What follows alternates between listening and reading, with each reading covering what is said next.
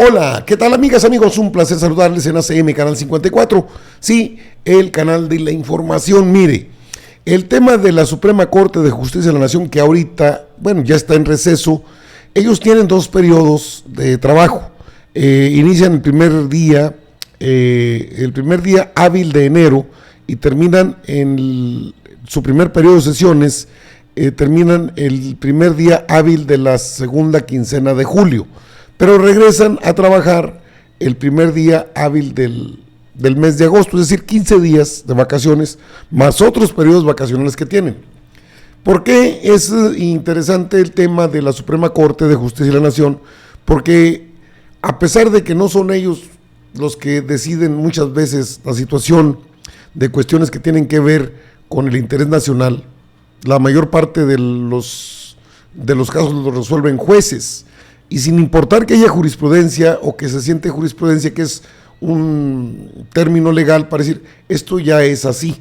O sea, estos temas relacionados con la justicia se resuelven de esta manera. Eso es una jurisprudencia.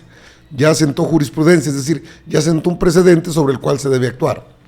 Creo que el gran problema que dejaron pendiente, y no es el pleno de la Suprema Corte, sino la primera sala. La primera sala de la Suprema Corte de Justicia de la Nación le dio bolita al tema del gobernador de Tamaulipas, Francisco García Cabeza de Vaca. El que le dio vuelo para que pudiese estar en esas condiciones es Juan Luis González Alcántara Carrancá. Pero termina estamos en julio, termina en agosto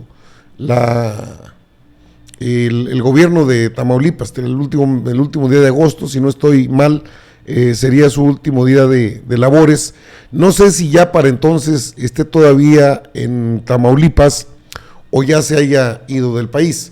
Cierto que tiene autonomía la Suprema Corte de Justicia de la Nación, ha cometido errores, es cierto, como cualquier ente público, no son infalibles, pero creo que en el caso de Francisco García Cabeza de Vaca, sí hay una omisión seria. El gobernador no ha sido lo suficientemente honesto para ponerse a disposición de las autoridades, a pesar de que la Cámara de diputados federales, le quitaron el fuero, pues el ministro Juan Luis González Alcántara Carrancá le regresó esa protección. Lo recuerdo perfectamente porque en su momento le pregunté al presidente de México si tenía fuero esta persona, el gobernador de Tamaulipas. Eran los tiempos, eran los meses, fue este mismo año cuando la llamada Alianza Federalista pretendía impulsar a este personaje que ve en pantalla como el candidato del PRIAN-RD. Es un grupo de legisladores calderonistas que se hicieron del poder y que pretendían llegar incluso a la presidencia de México. Las cosas cambiaron cuando Francisco García Cabeza de Vaca fue llevado ante el jurado de procedencia para efectos por su cargo como gobernador constitucional de Tamaulipas a la Cámara de Diputados. Ahí se erigió el jurado de procedencia, se escuchó la versión de sus defensores, se escuchó la versión de la Fiscalía General de la República, se escuchó a la Unidad de Inteligencia Financiera. Le acabo de informar apenas el día de ayer de cómo el Instituto Electoral de Tamaulipas, cuya función es vigilar y conocer incluso las quejas respecto al proceso electoral del 5 de junio pasado, le dio para atrás, es decir, les dio palo, como dicen en términos jurídicos, a los panistas, priistas y perredistas que pretendían de una manera muy obvia tumbar un proceso electoral. Afortunadamente para el gobernador electo, Américo Villarreal, que emana de Morena, pues tiene entre sus filas a una persona con bastante capacidad. Tiene entre sus filas a Santiago Nieto Castillo, que es el jefe del área jurídica de Américo Villarreal para el tema de la transición. No se ha dado ninguna reunión respecto a esto de la transición en Tamaulipas, pero no es porque no quiera Américo Villarreal, es porque Francisco García Cabeza de Vaca dice que ejercerá el poder hasta que así lo determine la autoridad. En tanto, no hay ninguna investigación.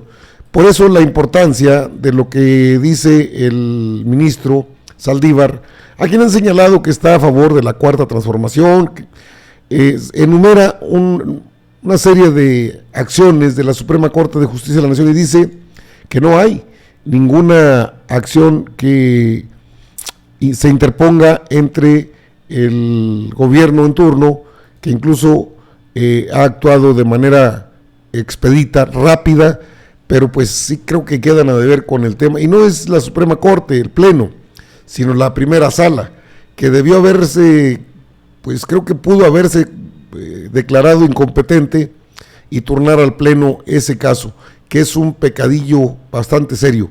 ¿Qué dijo Arturo Saldívar Lelo de la REA en esta sesión solemne donde clausuraron el primer periodo de sesiones? Esta Suprema Corte confirma una vez más su independencia y su autonomía y la seriedad de todas y todos quienes lo integramos. Se dice con frecuencia que la Corte no ha resuelto asuntos que pueden ser relevantes o importantes para el gobierno en turno. Y esto es absolutamente falso, como se puede demostrar simplemente con la enunciación de los asuntos que hemos venido resolviendo. En este primer periodo de sesiones, entre otros muchos asuntos, la Corte resolvió los siguientes temas de la mayor relevancia e interés público: Ley Federal de Revocación de Mandato, Ley Federal de Austeridad Republicana, Ley Federal de Presupuesto y Responsabilidad Hacendaria, Ley de la Industria Eléctrica, Padrón Nacional de Usuarios de Telefonía Móvil, el famoso PANAUT, y suspensión en contra de omisión a vacunar a niños, niñas y adolescentes. Estos asuntos se suman a otros resueltos el año pasado: Ley Nacional de Extinción de Dominio, Ley General de Salud, el tema de objeción de conciencia, también el tema del aborto, cigarros electrónicos, prisión preventiva oficiosa para delitos fiscales y la Ley Nacional sobre Uso de la Fuerza. Consecuentemente, niego una vez más categóricamente que esta Suprema Corte esté relegando o atrasando la resolución de asuntos. Estamos trabajando con intensidad, con transparencia, de cara a la opinión pública, y aquí están nuestras sentencias y nuestros debates para que puedan ser valorados por la opinión pública.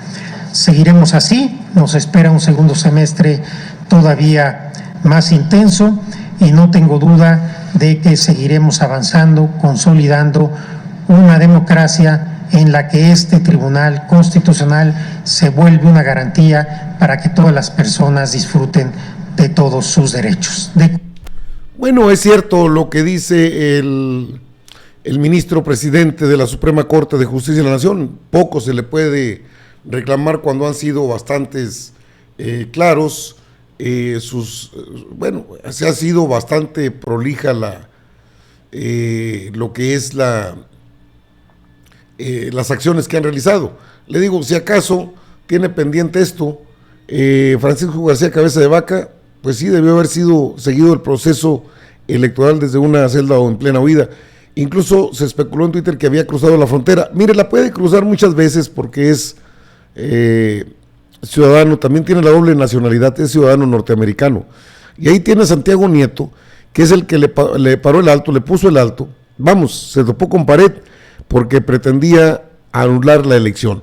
El Instituto Electoral de Tamaulipas, le informé, decidió no dar cabida a las denuncias que impuso el PAN, el PRI y el PRD en contra de la elección constitucional del 5 de junio. Y es que el señor Santiago Nieto, el doctor, pues es una persona que conoce bastante los temas relacionados con el asunto electoral, considerando que fue titular de la Fiscalía Especializada en Delitos Electorales. Desde entonces se remontan hasta aquel entonces las cuestiones relacionadas con la Fiscalía Especializada de Delitos Electorales, con el caso Lozoya y con otros casos relacionados incluso con el dirigente del Partido Verde, Manuel Velasco Coelho. Que si ya se peló el gobernador, que si sigue en Tamaulipas, que si la Fiscalía General de la República está apelando al amparo, la verdad es que el único que lo mantiene libre a estas alturas, a Francisco García Cabeza de Vaca, pues no es ni siquiera la Suprema Corte de Justicia de la Nación. Perdón, no es, ni siquiera se le tiene que cubrir el rostro, porque no está sujeto todavía a proceso judicial. Solamente tiene las imputaciones. Se le pidió que sacara las manos de la elección, se erigió en el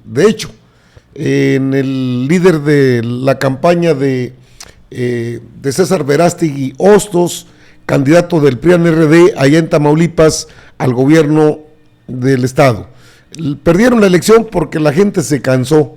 En Tamaulipas el gobernador electo, Américo Villarreal, creo que tiene entre sus grandes decisiones ya como gobernador electo el haber nombrado a Santiago Nieto Castillo, un especialista en temas electorales, una persona que incluso llegó a presentar un expediente bastante robusto en contra del gobernador de Tamaulipas, y que si no le quitaron el fuero, porque no lo tiene, en su momento tenía la mayoría o las 2/3 partes del Congreso local en Tamaulipas, que fueron los que se inconformaron.